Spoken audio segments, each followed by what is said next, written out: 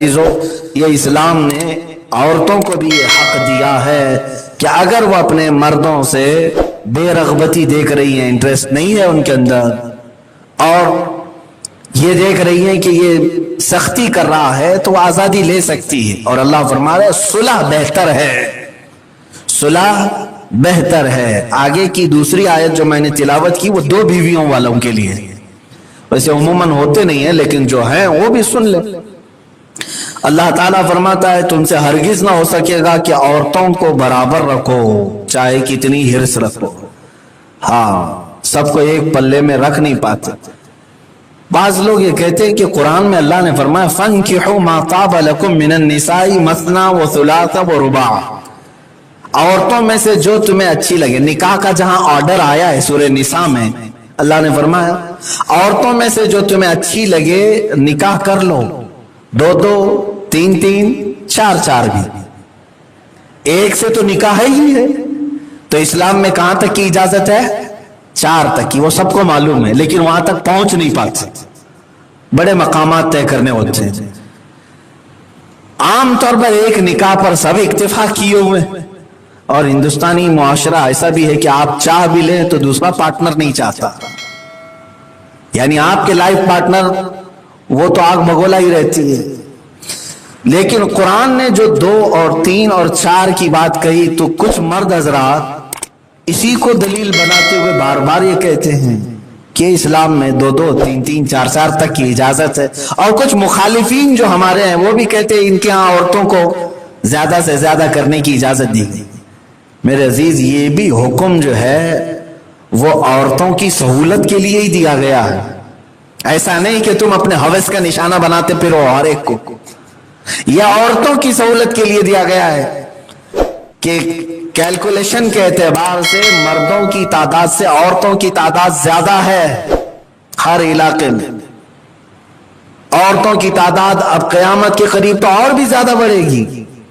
یہ ریشو نکال کر کے دیکھیں آپ، مردوں کی تعداد سے عورتوں کی تعداد زیادہ ہے۔ تو جو عورتیں تعداد میں زیادہ ہیں وہ کیا کریں گے؟ کیا وہ وحشہ بن جائیں؟ کیا وہ غلط راستے کو اختیار کر لیں، یا زندگی بھر کسی کے انتظار میں بیٹھی رہ جائیں؟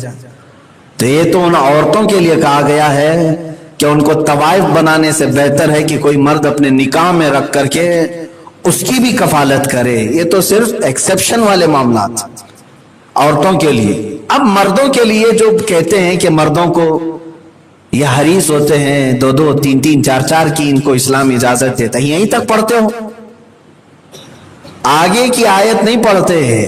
اللہ نے فرمایا وَإِنْ خِفْتُمْ أَلَّا تَعْدِلُوا فَوَاحِدَةً، اگر تم سب کے درمیان عدل و انصاف نہیں کر سکو گے تو پھر ایک ہی کرنا ضروری ہے۔ یہ بھی آیت میں ہے، اگر تم نے 1 روپیہ کا بھی اونچ نیچ کیا تو تمہارے لیے جائز نہیں ہے۔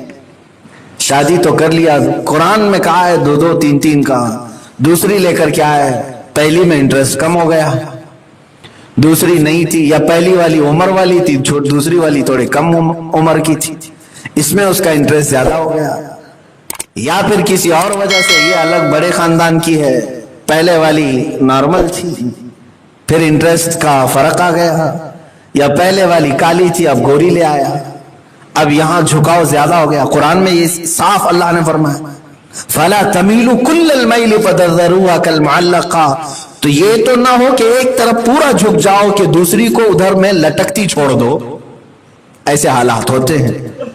دوسری شادی تو کر لیا اور برابری کا درجہ نہیں دیا، برابری کا درجہ نہیں دیا، تو یہ سخت ترین حقوق العباد میں گرفتار ہے، بہت بڑا گنہگار ہے۔ وہ چلا تھا قرآن کی آیت لے کر کے دو دو، تین تین کی اجازت مجھے ملی ہے، لیکن کر کے ان کے درمیان عدل نہیں کیا تو بڑے گناہ میں مبتلا ہے۔ ہاں، عدل اب کیا ہے؟ عدل کیا ہے؟ عدل یہ ہے کہ دونوں کی باری مقرر ہونی چاہیے، کیا اس کے پاس جتنا وقت جاتا ہے اتنا ہی اس کے پاس بھی جائے، اس کو جس طرح کا گھر رکھا ہے اس کے لیے بھی اتنا ہی گھر رکھے، اس کو جس طرح کی قیمت کے کپڑے پہناتا ہے اتنی قیمت کے کپڑے اسے بھی پہنانا۔ اس کو جس انداز کا کھانا کھلاتا ہے اتنا ہی انداز کا کھانا اسے بھی کھلانا ہے۔ ظاہر سی بات ہے، ایک کے ساتھ اگر تم گھومنے کے لیے جاتے ہو دوسری کو لٹکتی ہوئی چھوڑتے ہو، یہ بھی جائز نہیں۔ دونوں کے لیے تفریح کا سامان جس کے لیے کر رہے ہو دوسری کے لیے بھی اتنا ہی ہے۔ اب یہ 2 کے ہی معاملے میں ہے، اور پھر 3 اور 4 ہو جائے تو ماشاءاللہ وہ پوری لائف اسی ڈیوٹی میں گزارے۔ ظاہر سی بات ہے باری لگائے گا۔ یہ میرے عزیزو ایکسیپشن کی بات ہے، سب کے ساتھ نہیں ہے۔ وہ تو میرے آقا صلی اللہ تعالی علیہ وسلم کی ذات کامل تھی۔ اللہ کے نبی صلی اللہ تعالی علیہ وسلم نے 9 ازواج مطہرات کو ایٹ اے ٹائم انصاف اور عدل کے ترازو پر رکھا تھا۔ مجھے بتا دو، تقریباً 4 لاکھ 5 لاکھ حدیثیں پھیلی ہوئی ہیں پوری دنیا میں، ایک حدیث یہ حضور کی پوری بیویوں میں سے۔ حضور کی عورتیں شکایت کرنے میں بہت ماہر ہوتی ہیں، عورتوں کی فطرت ہوتی ہے، کچھ نہ کچھ بھی شکایت کر لیتی ہیں۔ امہات المومنین کا درجہ بہت بلند و بالا ہے۔ میرے آقا کی 10 بیویوں میں سے ایک بیوی نے بھی میرے آقا کی ناانصافی کی کہیں شکایت کی، وہ ایک روایت لا کر کے دکھاتا، کبھی نہیں، کبھی نہیں۔ بلکہ وہ امہات المومنین کا حال تو یہ تھا، حضرت ام حبیبہ جو ابو سفیان کی بیٹی تھی، باپ کافر تھے، ابھی ایمان لائے نہیں تھے۔ ام حبیبہ حضور کی نکاح میں تھی، مدینہ طیبہ حضور تھے، ابو سفیان مکہ سے آئے، حضور سے ایک ایگریمنٹ ہوا تھا جو ٹوٹ گیا تھا، اس کو ری ایگریمنٹ کرنے کے لیے، دوبارہ کرنے کے لیے، رینیو کرنے کے لیے وہ مدینہ آئے، لیکن ان کی کوئی سن نہیں رہا تھا، ابو سفیان کی کوئی بات سن ہی نہیں رہا تھا۔ تو ابو سفیان نے سوچا کہ بیٹی کے گھر جاتے ہیں، میری بیٹی محمد صلی اللہ علیہ وسلم کے عقد میں ہے، نکاح میں، جا کر کے بات تو کر لیں گے۔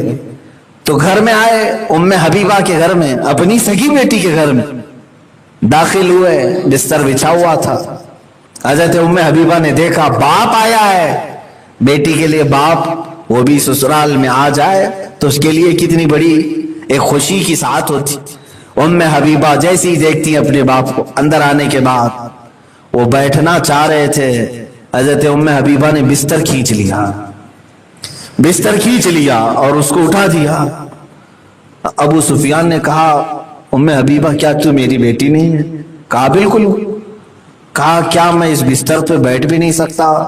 وہ کہتی ہے یہ رسول اللہ کا بستر ہے، یہ رسول پاک صلی اللہ علیہ وسلم کا بستر ہے جس پر میرے آقا نے مجھے شرف بخشا ہے، میں کسی کافر کو اس بستر پر بیٹھنے نہیں دے سکتی۔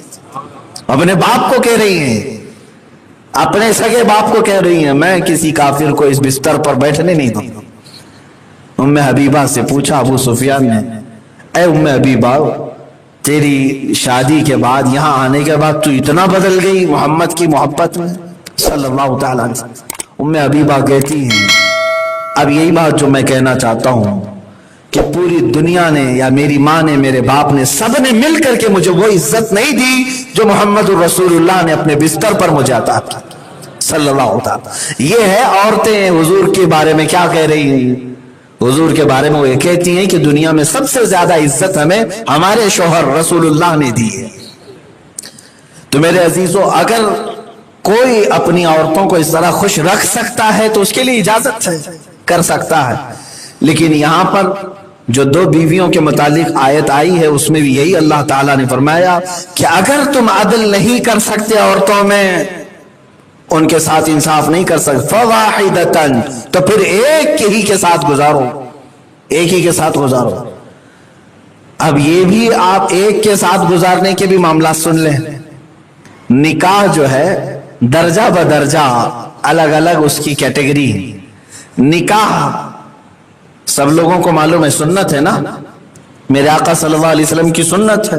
نہیں، نکاح بعض اوقات میں فرض بھی ہوتا ہے، بعض اوقات نکاح سنت ہے، بعض اوقات نکاح حرام بھی ہے، بعض اوقات نکاح مکروہ بھی ہے۔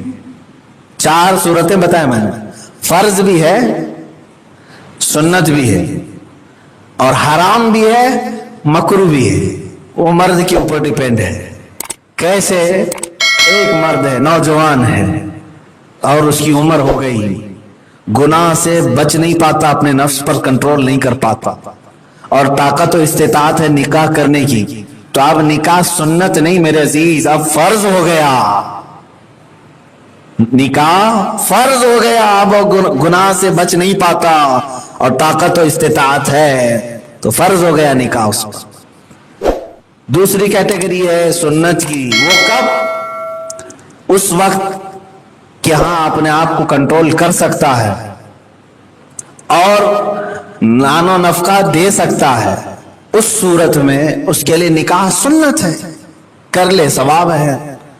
अब एक सूरत ऐसी है कि अब मर्द ऐसा है कि औरत के हुकूक ज़ौजियत नहीं अदा कर सकता, निकाह तो कर लेगा लेकिन उसके साथ रात गुजारने की ताकत नहीं है और इस्तिताअत नानो नफका देने की भी नहीं है, तो अब उसके लिए निकाह करना हराम है, दूसरे की जिंदगी अजीरन कर देगा, उसे बर्बाद कर डालेगा, उसकी ज़ौजियत के हुकूक नहीं अदा कर सकता, तो उस मर्द पर निकाह हराम।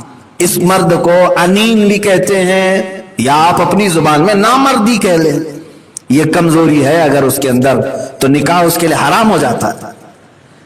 चौथा एक दर्जा मैंने बताया मकरूह, यानी ताकत और कुव्वत तो है, उसकी हुकूक ज़ौजियत जो औरत के हैं वो तो अदा कर सकता है, लेकिन खिलाने पिलाने की ताकत है नहीं, घर देने तक की ताकत नहीं है, उसको नानो नफका नहीं दे सकता, तो ऐसी हालत में उसके लिए निकाह मकरूह है, हराम नहीं है, मकरूह है। यानी ले तो लिया निकाह में, रात भी गुजार लिया लेकिन खिला भी नहीं रहा है, पिला भी नहीं रहा है, तो दोनों मुसीबत में पड़ गए, तो मकरूह है। तो बहरहाल मकरूह और हराम किस पर है वो खुद डिसाइड कर लेगा, सुन्नत और फर्ज किस पर है वो खुद डिसाइड कर लेगा। ये चारों कैटेगरी, ये किसके लिए? एक निकाह करने वाले के लिए, एक निकाह करने वाले। हाँ, अब एक निकाह के बाद भी गुनाह से नहीं बच पाता, तो अब उसके लिए दूसरा निकाह करना भी वाजिब हो जाता है। ये अलग अलग कैटेगरियां हैं मेरे अजीजों। बहरहाल अब मैंने जो बात अर्ज की थी वो उसी पर मैं अपनी गुफ्तगू को समेटता हूं। अल्लाह ताला ने फरमाया कि दोनों को ये इख्तियार है, सुलह कर लें जब मामलात अनबन हो जाए। अस्सलामु अलैकुम वरहमतुल्लाहि वबरकातुहू। मेरे प्यारे अजीज दोस्तों, भाई और बहनों, जैसा कभी आपने हमसे बड़े आलिम मुहद्दिस आज़म फ़क्र आज़म यानी मुफ्ती सलमान अज़हरी साहब के ज़बान से बनात को समात कली, मैं आपका मेज़बान क़ारी तस्बीह आलम। आप अगर हमारे चैनल पर पहली मर्तबा आए होंगे तो आपसे गुजारिश है, रिक्वेस्ट अपील है कि आप इस चैनल को ज़रूर से ज़रूर सब्सक्राइब कर लीजिएगा, ताकि आपको हर दिन इसी तरह का एक अच्छा पैगाम मिलता रहे। अल्हम्दुलिल्लाह अभी आपने तो हमसे बहुत बड़े आलिम के ज़बान से बनात को समात कर चुके हैं, तो मैं आपसे ज़्यादा बहस नहीं करना चाहता हूं, और नहीं मैं आपके वक्त को लेना चाहता हूं, और नहीं मैं आपके वक्त को बर्बाद करना चाहता हूं, इसलिए कि आपने हमसे बड़े आलिम के ज़बान से बनात को समात कर चुके हैं। और ये वीडियो खास करके है एक नौजवान मर्द के लिए और एक नौजवान औरत के लिए, यानी जिनकी शादी हो चुकी है। बहुत सारे हमारे ख़वातीनों का यह सवाल आता है, मर्दों का भी यह सवाल आता है कि अल्लाह रब्बुल इज़्ज़त ने औरतों के शर्मागाह को क्यों बनाया है, किस लिए बनाया है, इसकी वजह क्या है, इसकी हकीकत क्या है, इसका वजाहत क्या है, ये सब कुछ भी आपको मालूम नहीं है। अगर औरत इस दुनिया में नहीं रहते तो फिर इस दुनिया में औलाद कहाँ से आते, इस दुनिया में लोग पैदा कैसे होते। देखिए, अब लोग ये कहते हैं कि हमने किसी गैर महरम के साथ जिना कर लिया, तो जिना करने के लिए चीज़ है तो हमने कर लिया, हमारी गलती क्या है, लोग इस तरह कहते हैं। तो देखिए, ठीक है आपने जिना कर लिया, लेकिन जिना सबसे बड़ी गुनाह है। अल्लाह रब्बुल इज़्ज़त इस गुनाह को कभी माफ़ नहीं करेगा। इस्लाम में हमारे जो सबसे बड़ी गुनाह है ना, ये जिना है, जो गैर महरम से आप मुबाशरत कर लेते हैं, हम बिस्तरी कर लेते हैं, और जिना एक कर्ज भी है, इसको अपने घर से लौटाना भी होगा। अगर आपके बीवी से मिलेगी या फिर आपकी बहन हो, आपकी माँ हो ना, उनके ऊपर कर्जे चुकाना पड़ता है। तो जो भी ऐसा गलतियां करते हो अभी ऐसा गलती नहीं करे। ठीक है, अगर आपको ज्यादा हम बिस्तरी करने का मन कर रहा है, मुबाशरत करने का मन कर रहा है ना, तो आप किसी औरत से निकाह कर लेना, निकाह कर ले भाई। अगर इस दुनिया में औरत को अल्लाह ने शर्मागाह नहीं बनाता तो इंसान नहीं जीने पाते। तो इसकी वजह क्या है, इसकी हकीकत क्या है, इसके हवाले से सब डिटेल इन्फॉर्मेशन मुफ्ती सलमान अज़हरी साहब ने आपको दे दिए। तो मैं आपसे ज़्यादा बहस नहीं करना चाहता हूँ, और नहीं मैं आपको वक्त को लेना चाहता हूँ, और नहीं मैं आपको वक्त को बर्बाद करना चाहता हूँ। تو میں نے سوچا کہ چلو یار اپنے قوم کے مسلمان بھائیوں کے اس پیغام کو دینا ضروری ہے، اور ان کو معلوم ہی نہیں ہوتا اور کنفیوژن ہو جاتے ہیں، تو آپ کو اچھے طریقے سے بہترین طریقے سے مفتی سلمان اظہری صاحب نے آپ کو دے دیے۔ چلیے پھر اگلے ویڈیو میں ملتے ہیں، خدا حافظ، دعا میں یاد رکھیے گا اس پیغام کا ثواب کی نیت سے تمام خواتینوں تک اور مردوں تک شیئر کر دے۔